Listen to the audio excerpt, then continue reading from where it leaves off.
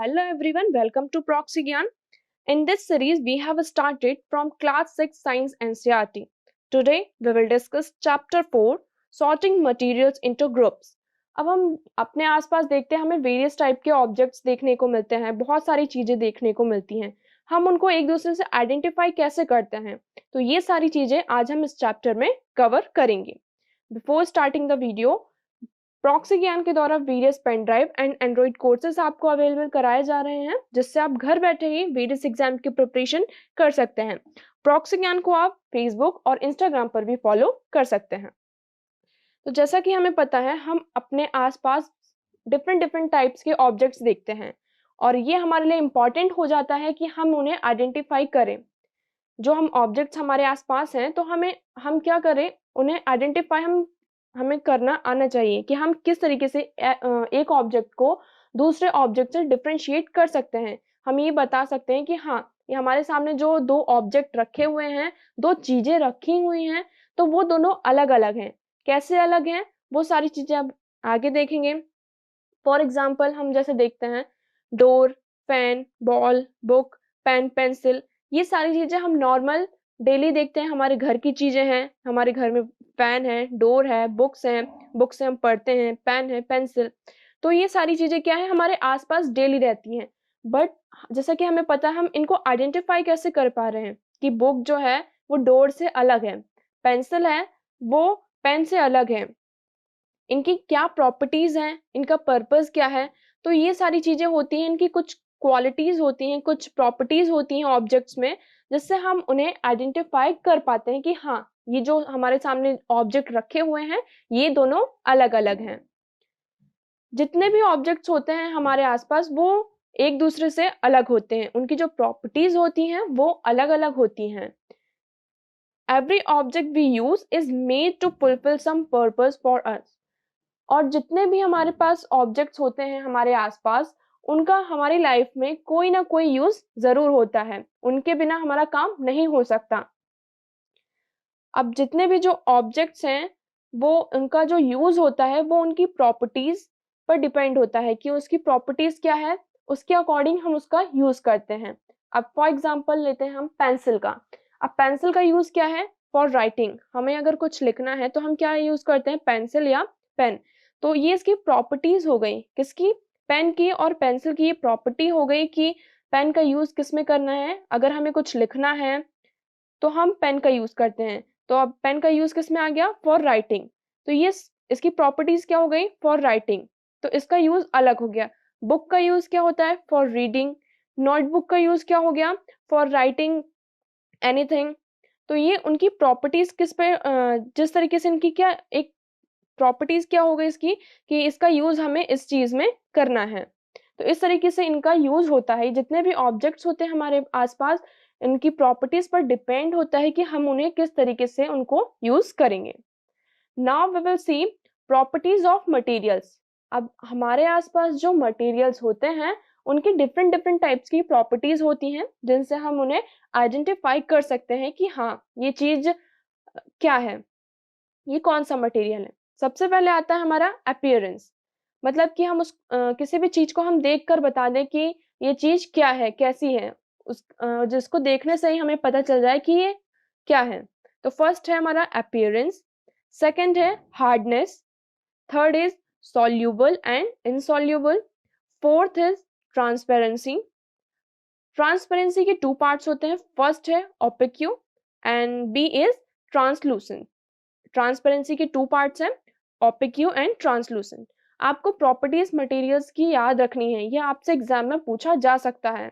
कई बार एग्जाम में आपको प्रॉपर्टीज लिखने के लिए आ जाती हैं कि right the properties of materials. तो यहाँ पे 4 प्रॉपर्टीज हैं. First is appearance, second is hardness, third is soluble and insoluble, fourth is transparency. Transparency के टू पार्ट्स हैं, ओपेक्यू एंड ट्रांसलूसेंट. अब हम एक एक करके इन सारी प्रॉपर्टीज को देखेंगे. Now first is appearance. Appearance से हम पता लगाएंगे कि ये ऑब्जेक्ट क्या है. पहले हम देखते हैं materials that have lustre are usually metals. वो मटेरियल जिसमें लस्टर होता है, मतलब कि शाइन होता है. फॉर एग्जाम्पल आप इस पिक्चर में देखिए, ये गोल्ड ये कैसा है, ये शाइन कर रहा है, इसमें एक चमक है, जिससे हमें ये पता चल रहा है कि हाँ ये क्या है, एक गोल्ड है। जो भी, अगर डायमंड देखा होगा आपने, तो डायमंड क्या करता है, शाइन करता है, तो हमें उससे देखकर पता चल जाता है कि हाँ ये डायमंड है। आयरन की प्रॉपर्टीज क्या हो जाती हैं, आयरन जो लोहा होता है हम उसको देखते हैं, उसमें कोई शाइनिंग नहीं होती है, वो शाइन नहीं करता है, वो बहुत ज्यादा हार्ड होता है। तो उसकी जो अपीयरेंस होती है कुछ मेटल्स की, जिससे देखकर हम ये पता लगा सकते हैं कि ये मेटल कौन सा है। अब एग्जाम्पल देख लेते हैं हम अपीयरेंस का। Examples iron, copper, aluminium, gold, ये सारे जो एग्जाम्पल्स हैं ये मेटल्स के एग्जाम्पल्स हैं। मेटल्स जनरली हार्ड होते हैं। Materials like paper, cardboard, wood etcetera do not have lustre. अब जैसे कि कुछ मटेरियल्स ऐसे होते हैं जिनमें लस्टर नहीं होता है, शाइन नहीं होता है। फॉर एग्जाम्पल, आपकी नोटबुक, आप देखिए अपनी जो बुक है उसमें कोई शाइन नहीं होती है। जो लकड़ी होती है उसमें भी कोई शाइन नहीं होता। तो कुछ चीजें ऐसी होती है जिसमें शाइन नहीं होता है, और कुछ चीजें ऐसी होती है जिसमें लश्चर होता है, शाइन होता है। तो इस तरीके से हम चीजों को क्या करते हैं, आइडेंटिफाई करते हैं कि ये कौन सा मटेरियल है। अब जैसे कि हमने देखकर ही बता दिया, आपके सामने अगर गोल्ड रख दिया है और एक पेपर रख दिया है, अब इन दोनों में से आइडेंटिफाई करना है कि इसमें से गोल्ड कौन सा है, पेपर कौन सा है। तो आप इजीली आइडेंटिफाई कर सकते हैं कि गोल्ड कौन सा है और पेपर कौन सा है। Next is hardness. Hardness, material which can be compressed or scratched easily are called soft। वो मटेरियल जो कि जिसको हम इजिली कंप्रेस कर सकते हैं, जिसको हमने दबाया तो वो कंप्रेस हो जाए, दब जाए, वो मटेरियल कैसे होते हैं, उनको हम कहते हैं सॉफ्ट। फॉर एग्जाम्पल, एग्जाम्पल्स देखते हैं हम इसके। कॉटन और स्पंज। आपने कॉटन देखा होगा, अगर कॉटन को आपने कंप्रेस किया, उसे दबाया, तो वो इजिली क्या हो जाता है, दब जाता है। स्पंज होगा, स्पंज को हम क्या करते हैं, अगर हम उसे दबाते हैं तो वो इजिली क्या होता है, दब जाता है। तो वो क्या हो गया, सॉफ्ट हो गया। Materials which are difficult to compress are called hard. और वो मटेरियल जिनको कंप्रेस करने में, जिसको दबाने में क्या हो, बहुत ज्यादा डिफिकल्टीज हो, उसे वो क्या कहलाता है, हार्ड मटेरियल। एग्जाम्पल देख लेते हैं, आयरन, डायमंड एटसेट्रा। ये कुछ एग्जाम्पल्स हैं हार्डनेस के। तो यहाँ पे हार्डनेस में क्या आ गया, 2 पॉइंट्स आ गए आपके पास, एक सॉफ्ट और एक हार्ड। सॉफ्ट कौन से होते हैं, जिनको हम इजिली अपने हाथ से कंप्रेस कर सकते हैं, तो उसे हम कहते हैं सॉफ्ट। और जिसको हम कंप्रेस करने में हमें डिफिकल्टीज आए, कुछ बहुत ज्यादा डिफिकल्टीज आए, उसे हम कहते हैं hard object. Next is soluble. अब सॉल्यूबल क्या होते हैं, some substances that have completely disappeared or dissolved in water। ऐसे कुछ सब्सटेंस होते हैं जिनको हमने पानी में अगर मिलाया तो वो कंप्लीटली क्या हो जाते हैं, डिसअपियर हो जाते हैं और पानी में घुल जाते हैं। मतलब हम एग्जाम्पल लेते हैं, अगर हमने क्या किया, हमने शक्कर लिया, शुगर लिया और शुगर को वाटर में मिक्स किया। थोड़े टाइम बाद हम देखते हैं क्या होता है, जो शुगर होता है पूरी तरीके से वाटर में घुल जाता है और वो डिसअपियर हो जाता है। तो वो ये क्या हो गया, जो शुगर है वो वाटर में सॉल्यूबल है। तो ऐसे सब्सटेंस को हम कहते हैं, वो जो शुगर है, sugar is soluble in water, मतलब कि शुगर जो है पानी में घुल जाता है। तो ऐसे सब्सटेंस को हम कहते हैं soluble substance. Now insoluble. Insoluble क्या होते हैं, इसकी हम पहले डेफिनेशन देखते हैं। Other substances do not mix with water and do not disappear even after with state for a long time. कुछ सब्सटेंस ऐसे होते हैं जिनको पानी में अगर हमने उन्हें मिलाया तो वो उसमें पानी में मिक्स नहीं होते और ना ही डिसअपियर होते हैं। अगर हमने उसको बहुत देर तक हिलाया, बहुत देर तक कोशिश की कि वो एक दूसरे से मिक्स हो जाएं, बट वो नहीं होते। तो ऐसे सब्सटेंस को हम कहते हैं इनसॉल्यूबल सब्सटेंस। अब फॉर एग्जाम्पल, अगर आपने ऑयल और वाटर को मिक्स किया, आपने उसको, उस मिक्सचर को बहुत ज्यादा हिलाया, बहुत बहुत देर तक हिलाया, फिर भी क्या होता है, वो ऑयल जो होता है वाटर में डिसॉल्व नहीं होता। आप ऑयल और वाटर को एक देख सकते हैं कि हाँ ये ऑयल है और ये वाटर है, उसमें वो डिसॉल्व नहीं होता वाटर में। आप इस पिक्चर में देख सकते हैं कि ऑयल आपको ऊपर सरफेस पे दिख रहा होगा, वाटर नीचे। तो जो ऑयल है वो क्या है, एक इनसॉल्युबल सब्सटेंस है जो कि वाटर में डिसॉल्व नहीं होता है। सॉल्युबल क्या होता है, जो वाटर में डिसॉल्व हो जाता है, और इनसॉल्युबल जो वाटर में डिसॉल्व नहीं होता है।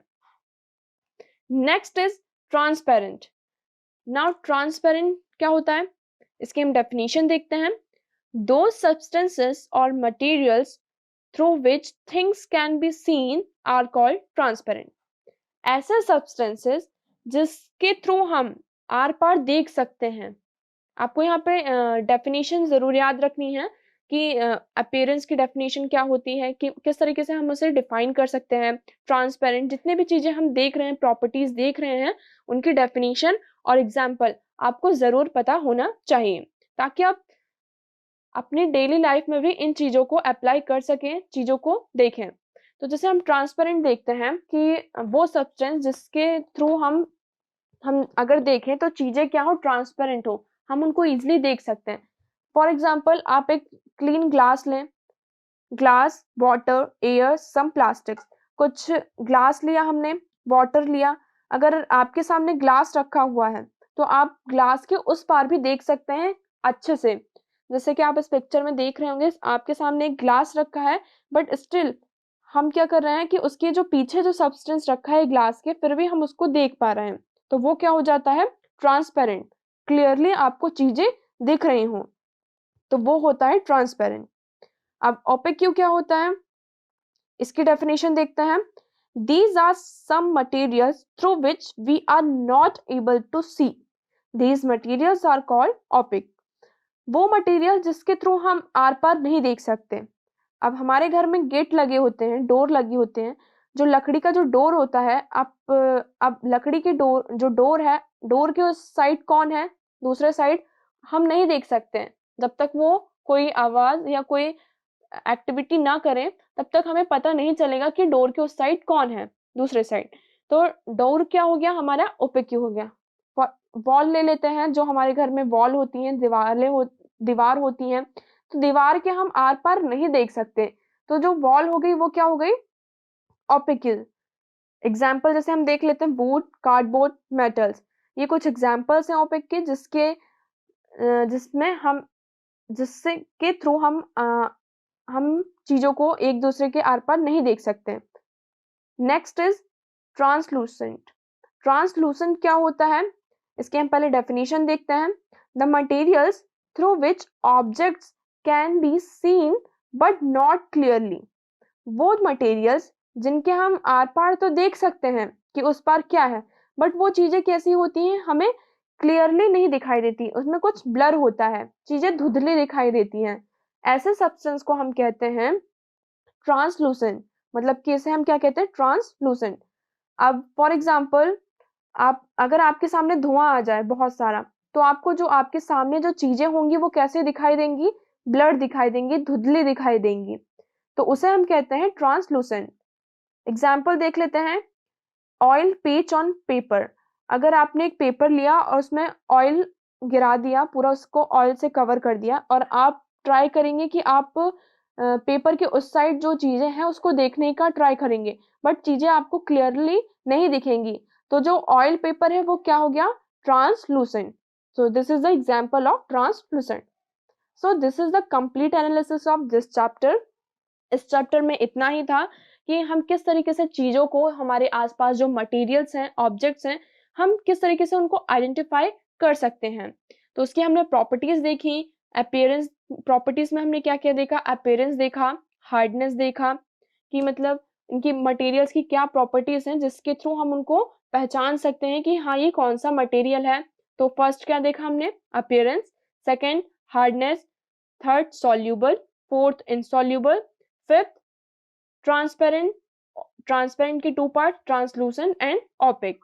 तो ये कुछ हो गई हमारी प्रॉपर्टीज जिसके थ्रू हम ऑब्जेक्ट्स को और मटेरियल्स को आइडेंटिफाई करते हैं। So thank you so much for the discussion.